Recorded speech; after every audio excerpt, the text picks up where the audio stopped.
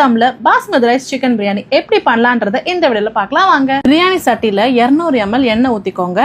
எண்ணெய் கொஞ்சம் சூடானதும் பிரியாணி ஸ்பைசஸ்லாம் சேர்த்துக்கலாம். 3 துண்டு பட்டை, 5 ஏலக்காய், 7 கிராம்பை சேர்த்து லைட்டா ஃப்ரை ஆனதும் நீட்டமா கட் பண்ண 300 கிராம் வெங்காயத்தை சேர்த்து கோல்டன் ப்ரௌன் ஆகிற வரைக்கும் வதக்குங்க. வெங்காயம் முக்கால்வாசி பொன்னிறமா வதங்கி வந்ததும் அடுப்பை மீடியம் ஃப்ளேம்ல மாத்திடுங்க. அடுத்து 100 கிராம் இஞ்சி பேஸ்ட்டை சேர்த்து வதக்குங்க. இது கூடவே 50 கிராம் பூண்டு பேஸ்ட்டையும் சேர்த்து நல்லா வதக்குங்க.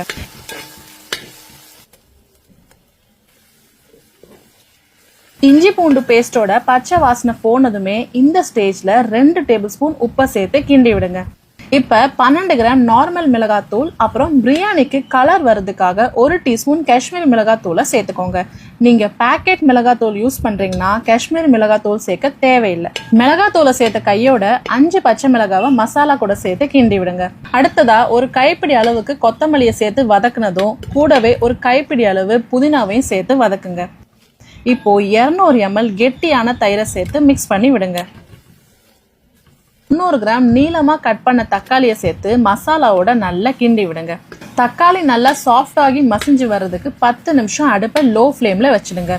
இப்ப 10 நிமிஷத்துக்கு அப்புறமா பாத்தீங்கன்னா தக்காளி நல்லா மசிஞ்சு வந்துடும். அந்த டைம்ல நீங்க கிளீன் பண்ணி வச்சிருக்க 1 கிலோ சிக்கனை சேர்த்து பரட்டி விடுங்க.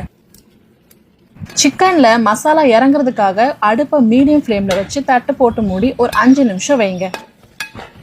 5 நிமிஷத்துக்கு அப்புறமா தட்டை ஓபன் பண்ணிட்டு 1 லிட்டர் 300 ml தண்ணியை ஊத்தி பிரியாணிக்கு தேவையான 2 டேபிள் ஸ்பூன் உப்பை சேர்த்து மிக்ஸ் பண்ணி விட்டதுக்கு அப்புறமா லைட்டா கொதி வந்ததுமே அடுப்பை லோ ஃப்ளேம்ல வச்சு ஒரு 10 நிமிஷத்துக்கு தட்டு போட்டு மூடிடுங்க.